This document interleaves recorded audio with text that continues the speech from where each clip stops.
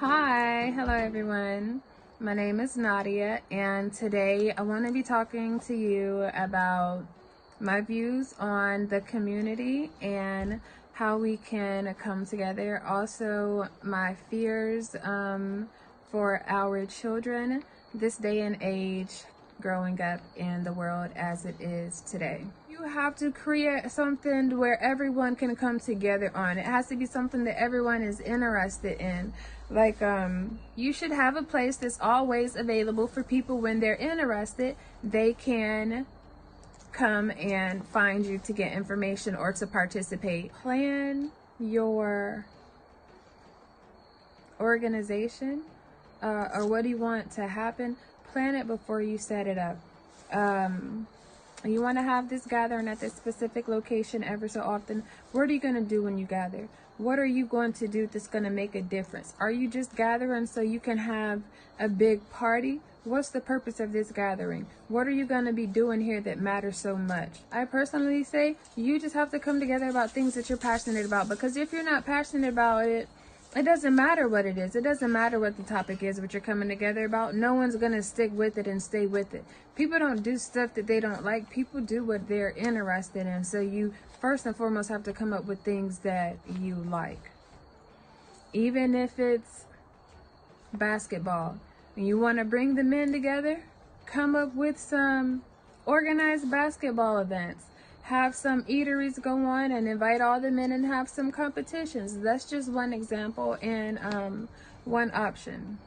So trigger the interest of the people in the community who you're trying to target and you're interested in, and supply them with things that are incentives. Another view that I have on the community is we want to act like there's no bad people in the world and nothing bad can happen to us. But bad stuff happens to people every day. There are bad people in the world, and no one is subject for something to not happen to them. Anything can happen to anybody.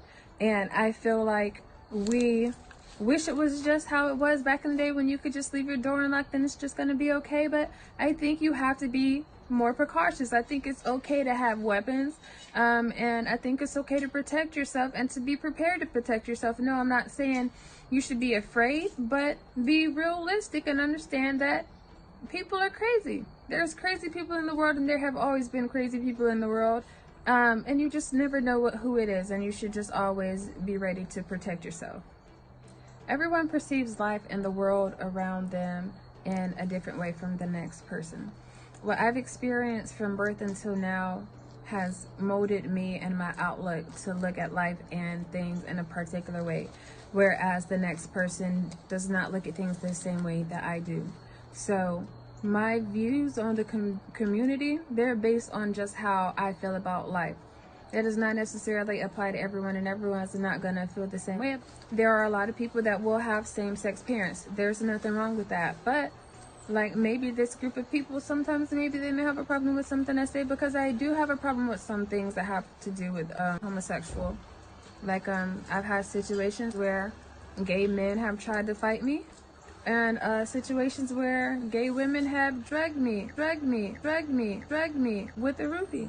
So I do have stories and things where a gay person may be offended by something that I'm saying, but it's nothing personal. It's just something that I feel. Also, this leads to other things that I was on topic about with you guys about a problem with the community, an issue that I see in the community, as well as a fear that I have for my children. The flare of homosexuality and transgender, the flare of that and how much is going on, and how strong it's going to get over time compared to how it was 10 years ago, looking at how it is now, wondering how it's going to be in 10 or 20 years from now. That is one of my biggest fears. That's what bothers me, is because aside from people just having their own sexuality, because hey, to each his own, I'm not really caring so much about that. I'm caring and bothered about how you're in the elementary schools having kiss somebody of your same sex day at damn school. First of all, I don't want my kids kissing nobody at school in no elementary school. That's not what I sent my kid to school for. You don't care what its parent says because what its parent won't hurt it. No, I don't like that. And you don't need to be telling my kid to kiss no damn body at school.